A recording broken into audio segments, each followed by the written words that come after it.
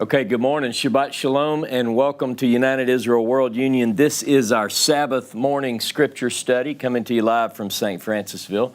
Thank you so much for joining us today. We are on a quest.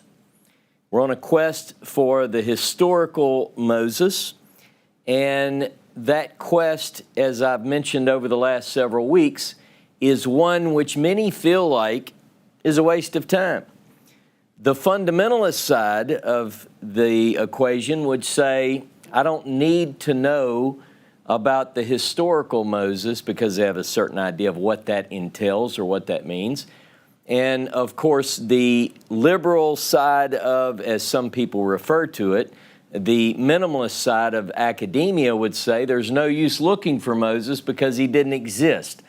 So we're in the middle, but we're in the text because the texts themselves will prove over and over again to be our primary source. Now, one of the things that I wanted to do before I get started is preface this class with something that I think is very important at this juncture.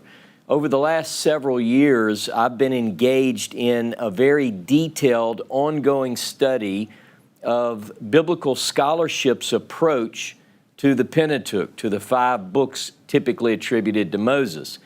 And I know that some have been maybe a little bit surprised by what we've covered, but I want to take away the concern that you might have, and I want to make you feel a little bit more at ease today, because when I began this journey, I was apprehensive. I was a little nervous about going into this. But what it has done for me is it has strengthened my faith above and beyond anything that I've ever witnessed or felt over the last several decades. And because of some of the things that I'm teaching, I noticed that some of the conversations on our Facebook group, people are beginning to present things of the same nature, and it's making some people nervous. So one thing I wanted to do this morning is read one paragraph from Richard Elliott Friedman, who is a world-renowned scholar in the world of biblical, what some call critical biblical scholarship. And this is what he says on page 10 of Who Wrote the Bible. He says this, I hope that this is because I do not present these things as an attack or a breaking down, nor does this book reflect a lack of appreciation and reverence for the Bible. Anyone who cites this book in order to support such an attack is abusing the book and missing the point. The first and last pages of this book recognize the greatness of the Bible, its beauty and its power. What comes in between is a picture of how critical biblical scholarship accounts for this greatness.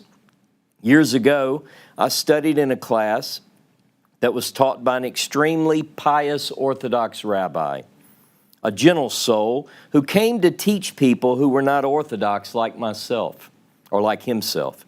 When a student in the class declared, I disagree, the rabbi said, that's what I learned in this place, that I can sit with people with whom I disagree and study together. We can all learn from him that people can disagree strongly in matters of religion and still not be enemies. So if things in these classes are cause for alarm in your spiritual quest, if you will, please don't let it be so. What we're doing here is we are looking at the biblical text in a way that few people look at it.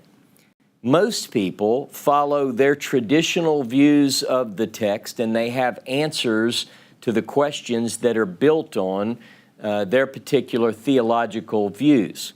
What I'm doing is looking at the text and let the text speak for itself. As we often say, speak where the Bible speaks, be silent where the Bible is silent. Let the Bible explain itself, and what I want to do in these series, this series and the other series that I'm teaching now, is to not apologize for the text of the Bible, but rather to present it as it is presented. Because only then do I think that we get closer to the original intent of its authors. Thank you for hearing me out on that. So thus far in our series, Honest to Moses, I'm calling it, the quest for the historical Moses, so far I've presented 4 classes. An introductory class where I sort of eased into the material. We talked about the family of Moses, what's in a name. Last week I covered a class that I titled The Levitical Link. Now we're going to build on everything that we've covered so far. Today's class I'm calling The Midianite Mystery. The Midianite Mystery. And I can tell you that the material that I'm into this week, leading up to today's class, was so vast. I told Dave Tyler on the phone, and James, I talked to James Tabor as well, that the material was so vast that I was uncovering that in just a few days I built at least the framework for the next 2 classes following this one. It was stuff that I thought I understood well, but as it turns out, I don't think I did. So today we're going to build into this quest for the historical Moses in our Honest to Moses series with a class that I'm calling the Midianite Mystery. Now, up to this point, one of the things that we established is that there is an influence from Egypt on the Moses story as it has come down to us. And one of the points that I want you to understand, at least from my perspective, is that has to be the case. It must have an Egyptian influence. If it doesn't have an Egyptian influence, then that would be very awkward, since much of our story is rooted Mitzrayim, in Egypt. So we have to go to Egypt. We have to see Egypt in the text, and so we do.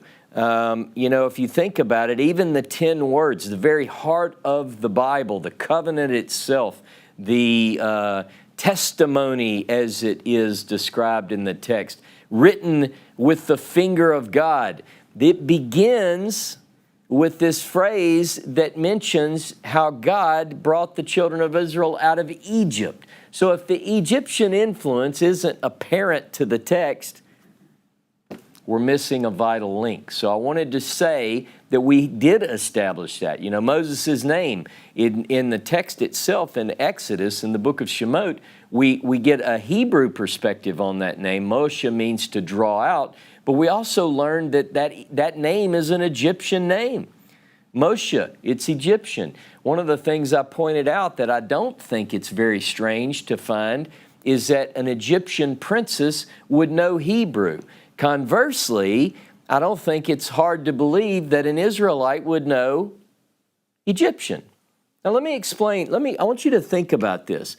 The children of Israel, we're going to get into this, and I know people can debate everything. Believe me, I've read it, I've seen it. We've all seen this sort of debate. But people can debate about how long Israel was in Egypt. I've got a piece on that in this class today. But let's say several hundred years. Several hundred years? I mean, look at the United States of America. 1776. We're only talking a little over 200 years, right? So I know it's not 1976. I just didn't want to do the exact math, but you understand. So we're talking, now how many families who 400 years ago, let's say, a family living in the U.S. today, let's say 400 years ago, their family was in another country. What do you think the chances are that at this point, the family that I'm speaking of, whose roots go back 400 years to another place, what do you think the chances are that the family of which I speak does not know English? You see what I'm saying? Now, it doesn't mean that they forgot Hebrew, because some of these families who can trace their lineage back to the old country, wherever the old country is, would be able to use both. And they've kept that alive, and that is the case, I believe, with the people, the Hebrew people. But But what we do is we not only see this influence of Egypt in the name of Moses, but we also see it in the names associated with the tribe to which the authors of the Pentateuch place Moses. So the Levitical tribe, I pointed out last week that of all the names in the Hebrew Bible which have an Egyptian origin, without exception, all of the names which have an Egyptian origin, they all belong to people who are associated with the tribe of Levi. That's an interesting point. We talked about how the Levite, in my class, the Levitical link, we talked about how the Levites are one of our strongest proofs of an Egyptian influence, ergo, the validity of the story. Because of that. Now, we also, I think it's important to state that because of this Levitical association with the Egyptian, because we also see some connections, at least, even if they're small or minor, between Egyptian religion and what is presented in the Pentateuch around the tabernacle. We see an association between Egyptian and that tabernacle worship system. Now, all of these things, don't get nervous. I'm not going beyond what the text says here, nor do I criticize those who do. I mean, look, we're trying to figure out, why is this? Well, one reason on the surface is that these people were in the midst of another country for hundreds of years. And why is it that the Levites seem to know more about the Egyptian than the other tribes, or why is that influence more apparent with Levi than the other tribes? There are a lot of speculative reasons, but we're not going to get into those today. But I just wanted you to know that there is that Egyptian influence. Suffice it to say that it is apparent, it is obvious in the text of the Hebrew Bible that there is an Egyptian influence. Now, this should really not surprise readers of the biblical story, because if Moses is the new Savior, and I use that term in a human way, I don't mean to say that, because some people would say, oh, there's a text that says Jehovah is the only Savior. I know that text, I promise you.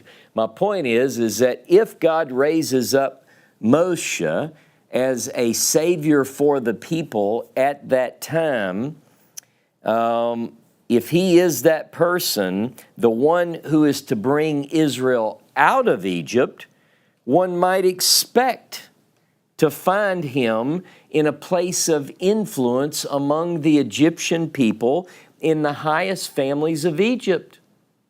Why would you expect to find him there? Well, that's one of the things I'm going to kick off with today. Because in Genesis, we meet with another Savior of Israel in human terms, the one who brought Israel in some ways into Egypt, a son of Jacob, just like Moses is.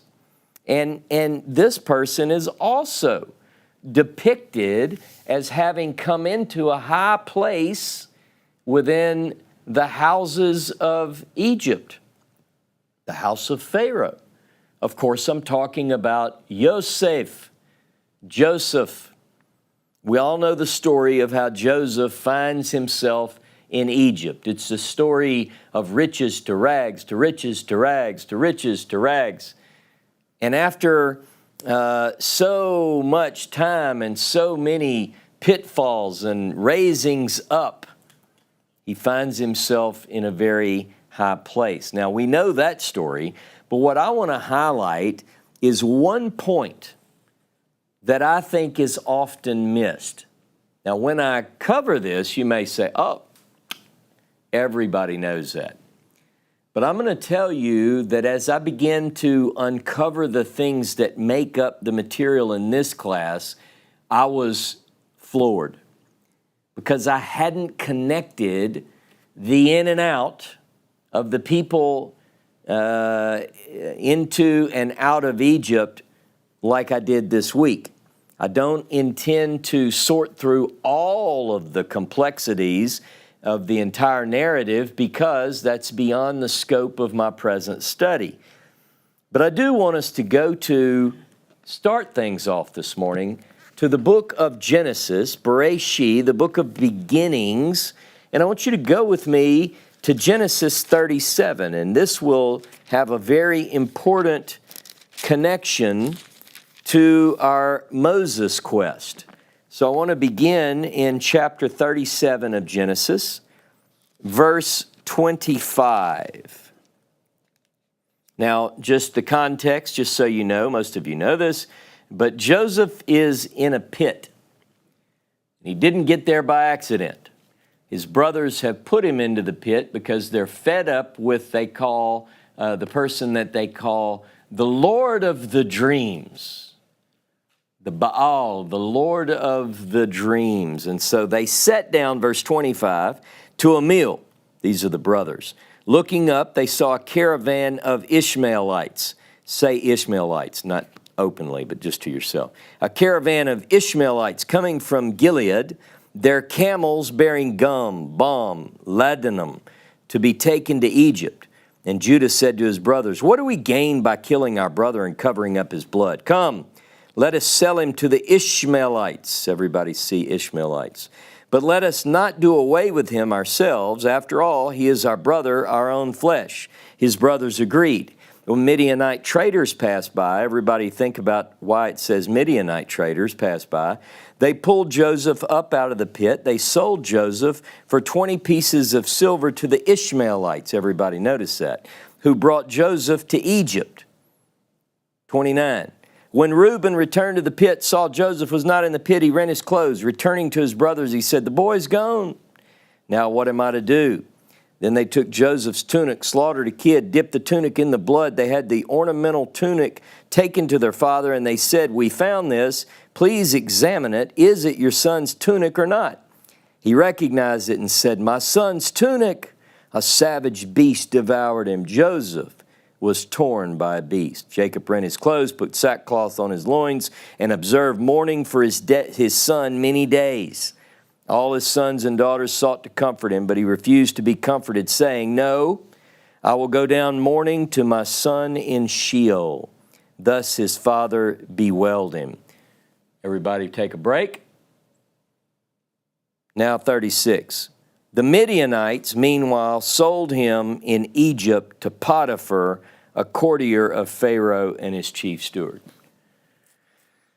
So we've got, now by the way, there is an alternative reading there that says Midianites instead of Midianites. Slight different spelling in Hebrew, has to do with the vowels. Now, we have an interesting story about Joseph going into Egypt, which sets the stage for Israel's sojourn in the land of Egypt for all this time.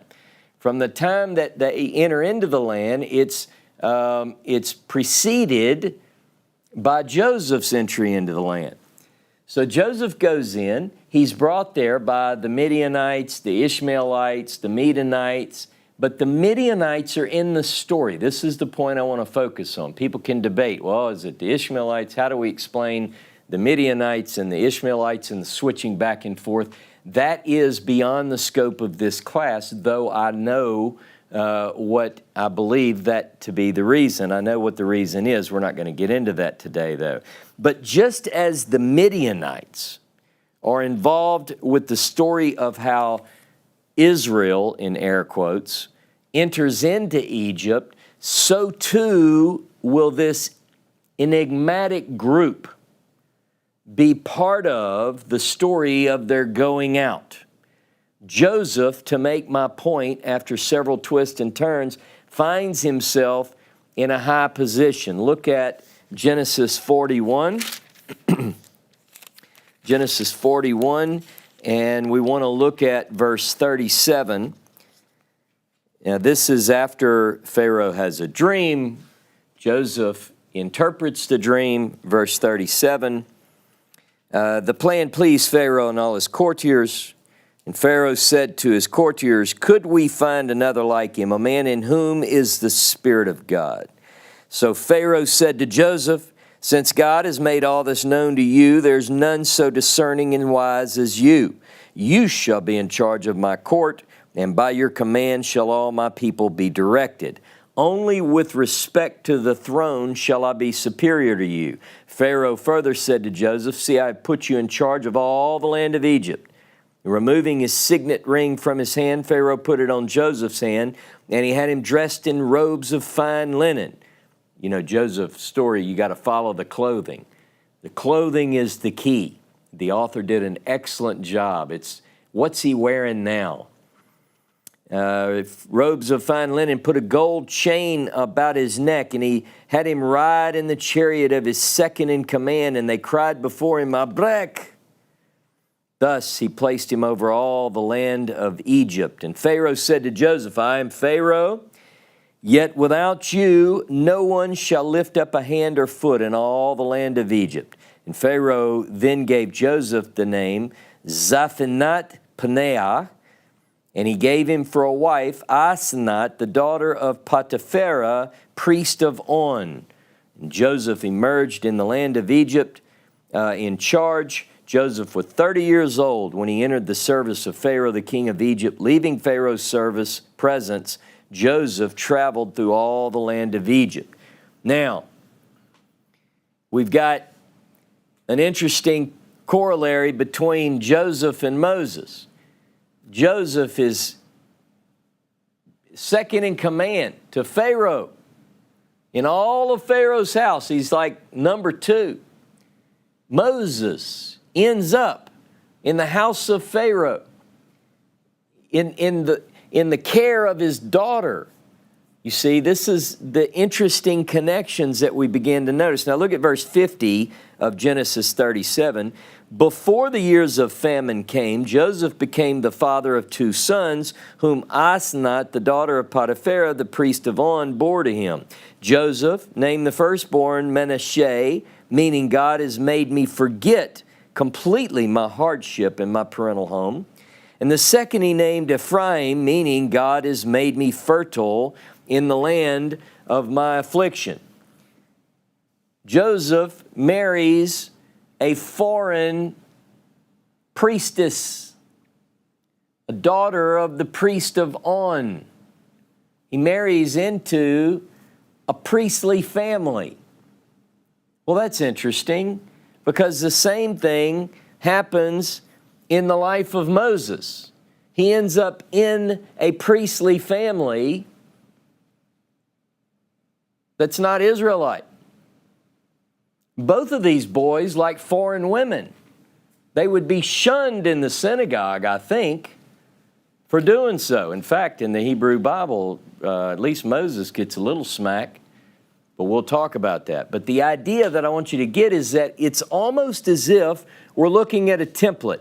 If you were an ancient author trying to describe the stories here, you'd say, okay, I need the story of a person who's going to be the hero, who begins at the bottom, ends up at the top. It's only through the providence of God, through the good and guiding hand, the Yad Tovah, that this particular hero is going to come out on top. Oh, and I need to shock the reader. I need to have the person marry into not just a foreign family, but into a family which is foreign and who is involved in worship, but not Israelite worship, not Hebrew worship, right? Now, what could be going on is that this is not a template that is used by scribes per se, but the master template, the plan of God. And God orchestrates these events, and it just so happens that we have a recurrence, if you will, of these similarities that ought to make us take notice. So you ought to be looking, if you're looking for a human person to intervene on behalf of God for his people, you ought to say, well, did he marry a foreign woman? Because that's what I expect, you see. So as you read through these things, you notice the similarity of the details and this idea of a template seems to come to the surface.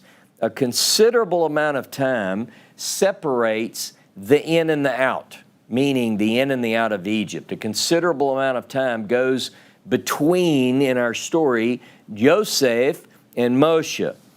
Everything in the Bible is debatable.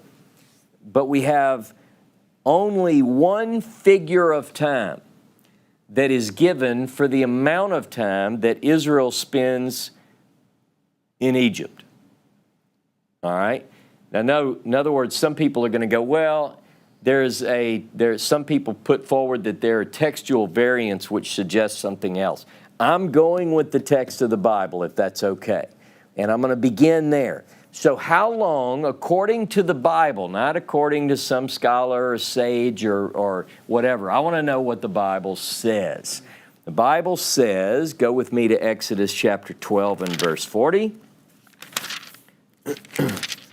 Exodus 12 and verse 40 says, the length of time that the Israelites lived in Egypt was 430 years. Now, obviously, this raises questions. So I'm not saying that there aren't questions. Everything in the Bible is debatable. Remember that. That's a rule. Write that one down. But because people say, well, how does the math work? And so they say, does it go from the time Joseph goes in, or is it here? Or how? Just remember, Exodus 12:40, 430 years. Now, by the way, I do know that we have some Christians who listen in, so you'll want to know that Galatians 3:17 and Acts chapter 7, verse 6 give the same number. So we have another ancient source from the Christian writings, two ancient sources from the Christian writings, which say that's right, it's 430 years. Now, I want you to go with me to Genesis chapter 15. This is essential background material for us to pursue the historical Moses, by the way. I want to go to Genesis 15, and I want us to begin in verse 13. And he said, he being God, he said to Abram, know well that your offspring will be strangers in a land not theirs. They shall be enslaved and oppressed 400 years, but I will execute judgment on the nation that they shall serve, and in the end they shall go out free with great wealth. As for you, you will go to your fathers in peace, you shall be buried in a ripe old age. And they shall return here in the fourth generation, for the iniquity of the Amorites is not yet complete. Now, we learn from this, remember at this point, Avram is still Avram. Avram has not entered into the covenant of circumcision yet. He has no children yet. I mean, we're early in the story, right? In this particular story. And he's told already, your descendants, which you don't have any yet, will be strangers in a land not theirs. So he's giving them ahead of time, and also that they're going to be enslaved and oppressed for 400 years. Now again, you could go, well, Exodus 12:40 says 430. Well, were they oppressed the full time? How do you read that? But this is another version of, and could be that it's just generally 400 years, about 400 years. Now, verse 16 says, in the fourth generation, they shall return here. Where is here? The land of Canaan. All right? So we've got a prediction. Now, the generational prediction of 4 generations, people go, well, 4 generations isn't 400 years. It's not 430 years. It's not, they can debate that too. But the idea is that if you think about it this way, from Jacob, Levi, 1 generation. In other words, Jacob and Levi are alive at the same time. That generation equals 1. Then you have Kohath is 2. Then you have Amram's generation. Then you have Moses' generation. That's 4. So it could be that in that sense, and we learned last week, based on the ages of these people, how old were they? If you think about it in that sense. You know, it's like these priestly families. I think it's Levi's 137, Kohath is 133, and then Amram is 137. So you start doing the math and you're getting on up there, right? All right. Before we leave Genesis 15, I want you to look with me at verse 18, Genesis 15, 18. On that day, Jehovah, this is an anachronism put into the text because we know in Exodus 6:2 that the name wasn't known to the patriarchs. On that day, El Shaddai made a covenant with Avram, saying, to your offspring I assign this land from the river of Egypt to the great river, the river Euphrates. The Kenites, the Kenizzites, the Cadmonites, the Hittites, the Perizzites, the Rephaim, the Amorites, the Canaanites, the Girgashites, and the Jebusites. Now that's interesting because it's strangely worded, but it mentions several peoples, if you will.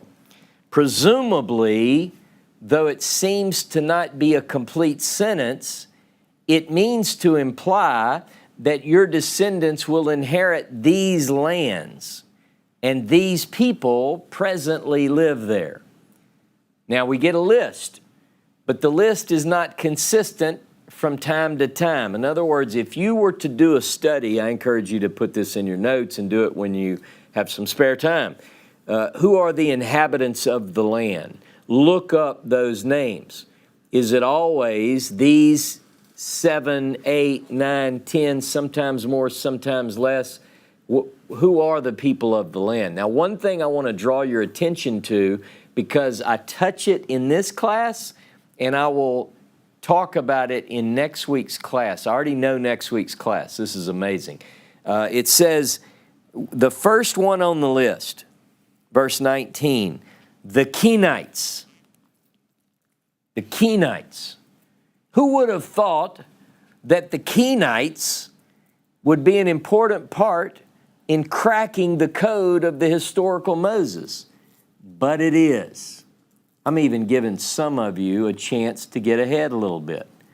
Here's what you have to do.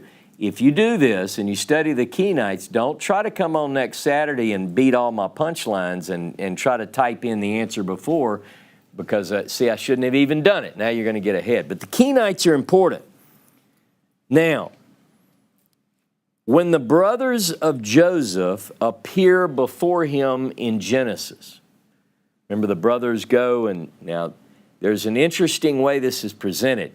He knows them, they don't know him. He recognizes the boys, his mean brothers. They don't know who he is. You know, who do they think he is? They think he's an Egyptian lord. He looks like an Egyptian. He talks like an Egyptian. He walks like an Egyptian. He's dressed like. In my mind, I picture, like some of these great artists have depicted, he doesn't look like a Hebrew boy anymore. It's been a little bit of time, too. He's matured. He has an interpreter between the boys and his seat. So he'll speak in Egyptian to the interpreter. You tell them I think they're spying. And he says that in Egyptian, and the boys are like, what'd he say, what'd he say, what'd he say? And then the interpreter says that in Hebrew. And the boys say, no, tell him we're not. We're from a big family. We've got a bunch of boys, and we're just some of them. One of them is no longer. And he's like, yeah, I know where he is. Okay, so it's interesting, but it's not unexpected that the one who brings Israel out of Egypt would also be mistaken as an Egyptian. Joseph, the one who brings them in, is thought of as an Egyptian. The one who brings them out will be thought of as an Egyptian. Go with me to the book of Exodus chapter 2. Exodus chapter 2 and verse 19. And what's going on here contextually is Moses has killed somebody.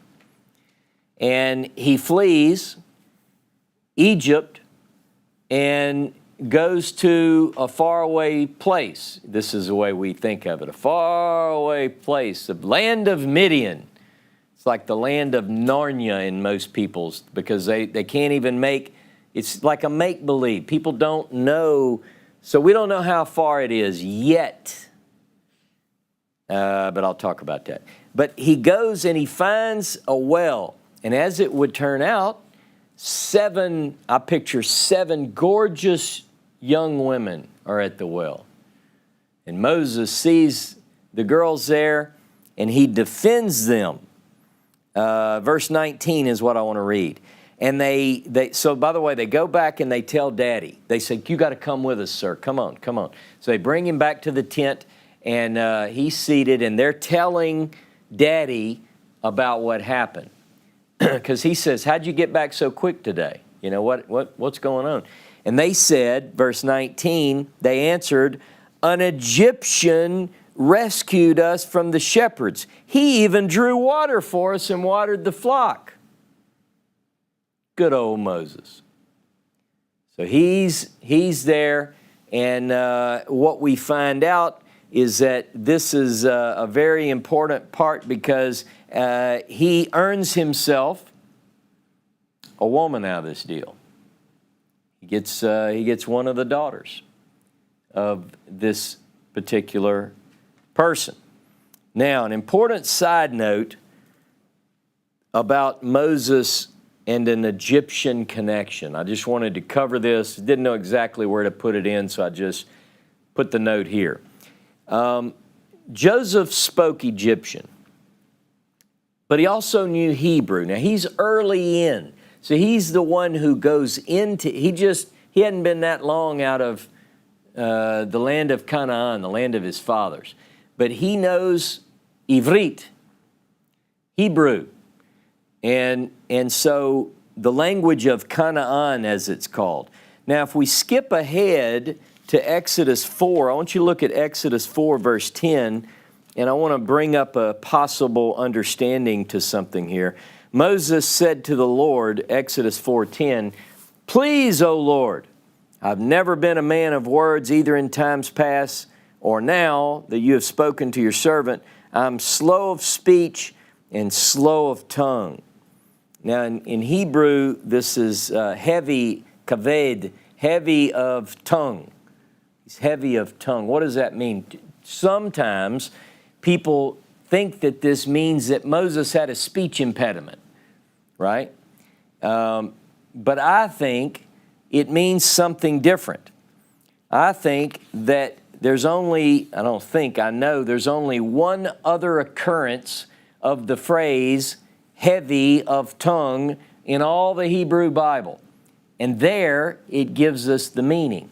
So let's go with me, please, to Ezekiel chapter 3. Ezekiel chapter 3. And I'm going to read verses 4 through 9. Ezekiel 3, verse 4. Then he said to me, he being God, mortal, son of man, go to the house of Israel and repeat my very words to them. Now it's interesting that Ezekiel is being commissioned as Moses is, right? For you are sent not to a people of unintelligible speech and difficult language, but to the house of Israel. Not to many people of unintelligible speech and difficult language whose talk you cannot understand. If I sent you to them, they would listen to you. But the house of Israel will refuse to listen to you, for they refuse to listen to me. For the whole house of Israel are brazen of forehead and stubborn of heart, but I'll make your face as hard as theirs and your forehead as brazen as theirs. I will make your forehead like adamant, harder than flint. Don't fear them and do not be dismayed by them, though they are a rebellious breed. So he tells Ezekiel, I'm not sending you to a people. Now the English here, the JPS, hides, mask. That underneath he's saying, I'm not sending you to a people heavy of tongue, meaning to people who speak a different language. The idea here is that to be heavy of tongue in the only other occurrence of this phrase, where it talks about kaved, being heavy of tongue, the only other occurrence, Exodus 4:10, is tied to Ezekiel chapter 3. So could it mean that Moses, maybe his Hebrew's not so good? If you said, Ata mevin ivrit, Moshe, ata mevin ivrit, Moses, do you understand Hebrew? He'd probably say, Katzat, ani mevin katzat ivrit, lo chochak tov. I do understand a little Hebrew, but not so well. Lo chochak tov. Ani mevin ivrit? Katzat, just a little. So maybe he's telling God, you know, I was raised in the court of the Egyptians and my Hebrew's not so well. I'm a little heavy of tongue. I'm not a man of many words. I've never been, and I think that's what it is. I think that's what the Bible would let us to believe. Back to our story. Who are the in-laws of Moses? Who are these people that Moses ends up just by chance? He flees, he goes into a vast wilderness, happens upon a well, happens to be there at the well, 7 beautiful women, happens, you know. But who is this family? Go with me back to Exodus 2, Exodus chapter 2, and we want to pick up in verse 16. I just want to read Exodus 2, 16a. Now the priest of Midian had 7 daughters. The priest of Midian. He's a priest. Go to verse 18. When they returned, the girls that is, to their father Reuel, everybody underline Reuel. His name is Reuel. Now look at verse 21. Moses consented to stay with the man, and he gave Moses his daughter Zipporah as wife. She bore a son whom he named Gershom. Some texts say Gershon. Gershom. For he said, I have been a stranger in a foreign land. Now the meaning of Gershom, Ger means stranger, sojourner. Sham means there. So his boy is named Stranger There. Stranger there. It's time to eat. You see, he names the child. Last week we talked about Levi. Levi does not mean joined or connected or associated with. It sounds like the word that means connected, joined. Here, Gershom is a Hebrew name that has a direct Hebrew meaning. Now, I find this interesting.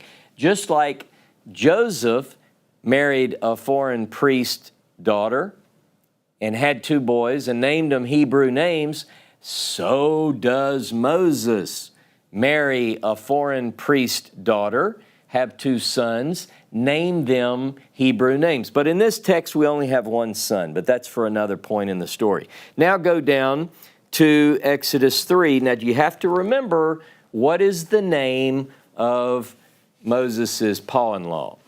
It's Reuel, right? We just read that. You can't possibly have forgotten. Go to Exodus chapter 3. It's, by the way, only about 6 verses down from there. Now Moses, tending the flock of his father-in-law Jethro, the priest of Midian. Jethro. Doesn't ring a bell. But Jethro, here in Exodus 3, is the name for the father-in-law of Moses.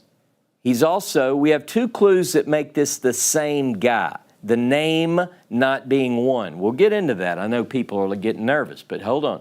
So we know that there's a priest in Midian, and we know that this priest in Midian is the father-in-law of Moses. And Exodus chapter 2, verse 18, the name Reuel is given. In Exodus chapter 3, verse 1, another name altogether is given, Jethro. Now, People look for ways to apologize for this. I'll go ahead and tell you. Some say, well, his nickname was one and the other was his name. One is a title. He's a shepherd of God, and they go into all these sorts of theological, textual, constructual gymnastics to explain this. I just want us to relax and understand the story right now. Reuel equals Jethro. That's all we know. We don't know why he has two names. We just know he does. All right? Now, you might be asking, though, which is it? What's his name? It gets more interesting.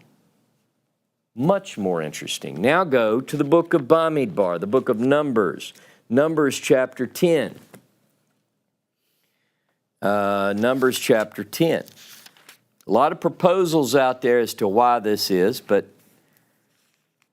all right. Now, Numbers chapter 10, I want you to look at verse 29. Moses said to Hobab, son of Reuel the Midianite, Moses' father-in-law. Now, the most natural way to read this in Hebrew is, and Moses says to Hovav, comma, the son of Reuel the Midianite, comma, Chotain, or father-in-law of Moses. Now the question becomes, and has been debated, hold up. Is this whoever Hobab is, or in Hebrew, Chovav, whoever Chovav is that Moses' brother-in-law? Could it be that it's saying Moses said to Chovav, Chovav is the son of Reuel, who is the father-in-law of Moses? There we have no problem. With that reading, we only have two names for Moses' pa-in-law. We only call him Reuel, and we call him Jethro. Jethro and Reuel, one of the two. Some say one's a title, one's this, one's that. Okay, so we only have two names, and Hovav is the name of his brother-in-law. That would be Zipporah's brother, Hovav. So, scholars have debated, but is that what's being said here? Or do we have yet another name for the father-in-law of Jethro? Now, I wish I had one of those game things where I could get everybody to put your vote in right now. Right now, I want you to write on a piece of paper. I'll never know. Is Hovav the brother-in-law, which is the most natural and takes the problem away? Or is it another name for the father-in-law of Moses? Remember, we're dealing with what I've called the Midianite Mystery. We got a lot of mystery in this Midianite connection.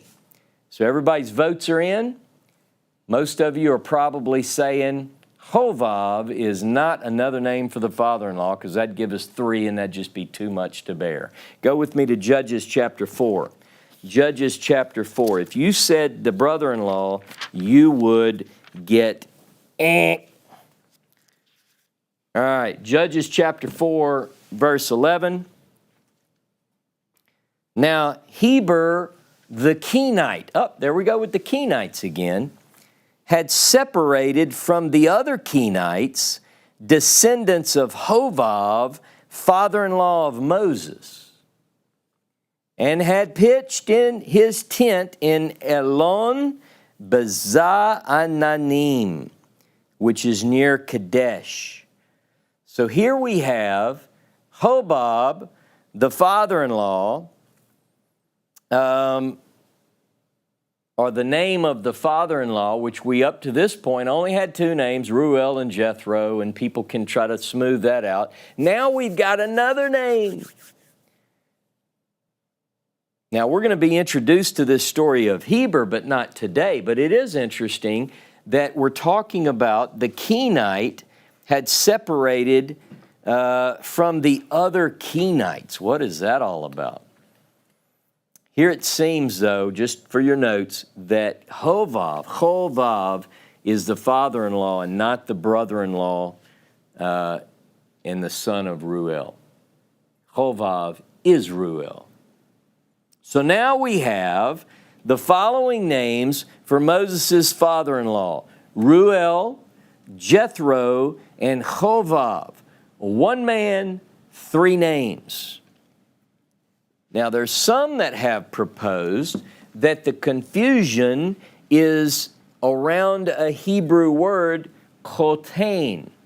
Chotain in Hebrew is het tav nun, and it means, it's most logically translated as father-in-law, but some have proposed, I think, in order to make this make sense, that chotain could mean relation by marriage. Because then you could go, well, it doesn't mean technically father-in-law, it could mean brother-in-law, and but that's for, someone else to chase down. I believe it means father-in-law. Now, what's this about the Kenites again? Who are they? Remember Genesis 15, we get a mention of the Kenites, but doesn't have a verb with it, just says the Kenites. It mentions these other people. Go with me to Judges chapter 1. Judges chapter 1. And I just want to read verse 16. The descendants of the Kenite, the father-in-law of Moses, went up with the Judites from the city of palms to the wilderness of Judah, and they went and settled among the people in the Negev of Arad. Now, if you go to Israel with James and I, we go, or the Tylers, they have a place there in the desert. But if you go from biblical Tamar, you're right there by Arad. So here we've got a connection. Hovav, the father-in-law of Moses, is also known as the Kenite. And the Kenites settle in a place called the Negev of Arad. Arad is north of Tamar. And you've got to go through the Negev to get to it. This region, very interestingly, could be, well, I'm just being conservative now because I really want to jump on top of this table, could be the area where the Midianites, in this region, but we're not getting that much into it today, but just notice we've got the Kenite connection here. Moses' father-in-law, Reuel, Jethro, Hovav, and this group settles there. Okay, so we have three possible names for the father-in-law of Moses. We have the in-laws associated with the Midianites and the Kenites. What we seem to know is that Moses flees Egypt. We know this when he kills the guy and arrives in the land of Midian. Where is that? Exodus 2:15, remember? The precise location, later in our story, we're starting to try to find where we're at. In Exodus chapter 3, verse 1, Moses is tending his father-in-law's flock. Now, these shepherds would go long ways, but maybe not as long as some people want to put it. So where is he? Because he goes on the far side of the wilderness to a place that's known as the mountain of God. By the way, this place is known as the mountain of God before there is a revelation at Sinai or Horeb. This place is already considered holy and sacred. By who? Who is it? He's in the land of Midian. Who is it that calls this place sacred? The Israelites have nothing to do with this.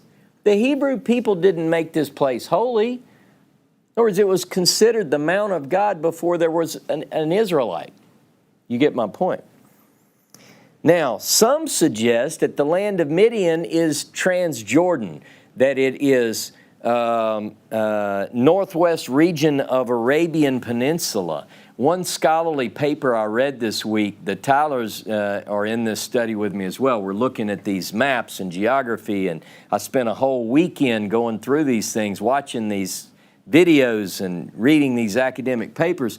And one scholar put it this way: there is a naive tendency, a gratuitous assumption to place the land of Midian in this period in Saudi Arabia. So I think that's absurd. I think that the Bible's going to tell us where it's at, but we have to pay attention. Okay, now I want to pick up one other point here, because we're talking about Midian, we're talking about the Kenites. We want to look a little bit closer at their origin. Well, their origin is the Midianite. Go with me to Genesis 25. I'm going to show you who these people are. Genesis 25. We're talking about the Midianite Mystery. Genesis 25, verse 1. Abraham took another wife, whose name was Keturah. She bore him Zimram, Yokshan, Midan, Midian, Ishbak, and Shua. Yakshan begot Sheva and Dedan. The descendants of Dedan were the Ashurim, the Letushim, the Leumim. The descendants of Midian were Ephah, Epher, Enoch, Abidah, Eldaah. And these were the descendants of Keturah. Abraham willed all that he owned to Isaac, but to Abraham's sons by concubines, Abraham gave gifts while he was still living, and he sent them away from his son Isaac eastward to the land of the east. Now there, people go, see, it's to the land of the east. Well, my God, how far do you think it means east? I mean, is it in China? Is it, where east? So he sends them away. So we do know that the sons of Keturah, among them is this one who's known as Midian. Midian. Now, we're just touching on the origins of the person Midian. Now, go look one more time at Exodus 4, Exodus 4:18. Exodus 4:18. Moses went back to his father-in-law Jethro. That could be Jethro. That might just be a slight spelling difference. I won't give you a fourth name. And said to him, let me go back to my kinsmen in Egypt and see how they are faring. And Jethro said to Moses, go in peace. All right. So the Lord said to Moses, in Midian, they're in Midian, go back to Egypt, for all the men who sought to kill you are dead. So Moses took his wife and sons, mounted them on an ass, and went back to the land of Egypt, and Moses took the rod of God with him. So he goes back to the land of Egypt, and there, he goes from the land of Midian back to Egypt. And we know that it says here that he brings his wife and sons with him. But earlier we only read that he had one son. We hadn't been introduced at that time to the second son. We know that one of them's name was Gershom, because he was born in a strange land. He was born in the land of Midian. It's not the land of Egypt. You see, Egypt is all Moses knows as home. And by the way, it's all any Israelite knows. I think we get in our mind, we think, well, there's this yearning to go back home to their home. They're not thinking about going back to Israel, to the land of Canaan. They don't even know. It's been hundreds of years. They've never been there. Now, here's something you need to know. The wife and sons don't stay in Egypt. Moses, it says right here, Moses tells his father-in-law, Reuel, Jethro, Hobab, I'm going to bring the wife and kids with me. We're going back to Egypt. He says, go in peace. He takes the wife and two boys, mounts them up, and they go all all the way back to Egypt, however far that is. But they don't stay. Moses stays, but the wife and kids don't. Moses sends them back to the father. Now, do you think it's a long trek? Just send your wife and 2 boys off into the wilderness. It's a long way.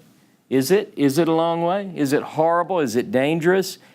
Because Exodus 18, we see that this happened. Some say that Moses divorced Zipporah. He sent her back. There's a reason they say that. The word where it says send her back can be, the root word means to chase off. We do have one little episode that might give us the background of that, but that's for another class. But look with me at Exodus 18. Exodus 18 and verse 1. Jethro, priest of Midian, Moses' father-in-law, heard all that God had done for Moses and for Israel, his people, how Jehovah had brought Israel up out of Egypt. So Jethro, Moses' father-in-law, took Zipporah, Moses' wife, after she had been sent home, and her 2 sons. You get that? Earlier they're in Egypt with Moses, now they've been sent home. One of whose name was Gershom, that is to say, I've been a stranger in a foreign land, and the other was named Eleazar, meaning the God of my father was my help, and he delivered me from the sword of Pharaoh. Now let me pause here for a moment. The child is with Moses when he goes back to Egypt before the Exodus. And one of the boys' name is, God help me and save me from Pharaoh's sword.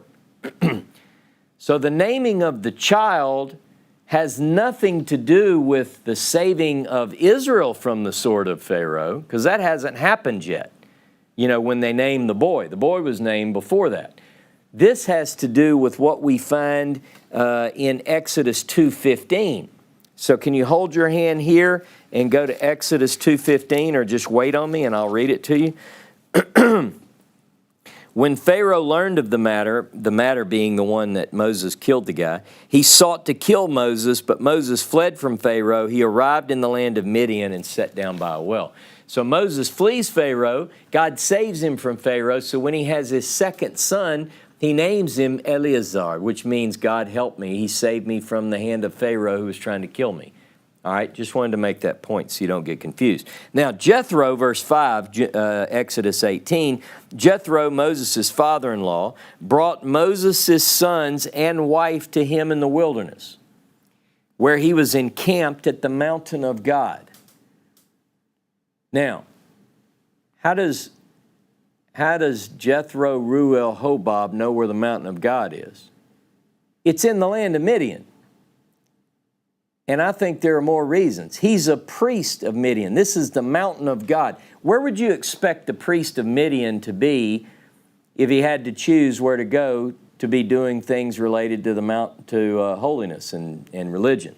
To the mountain of God. It's in my land. I'm going to go to the mountain of God. So Hobab, Jethro, Ruel knows where the mountain of God is. The question is, how does he know that, they meet up there anyway? Where he was encamped at the mountain of God. He sent word to Moses, I, your father-in-law Jethro, am coming to you with your wife and your 2 sons. Moses went out to meet his father-in-law. He bowed low and kissed him. Each asked after the other's welfare, and they went into the tent.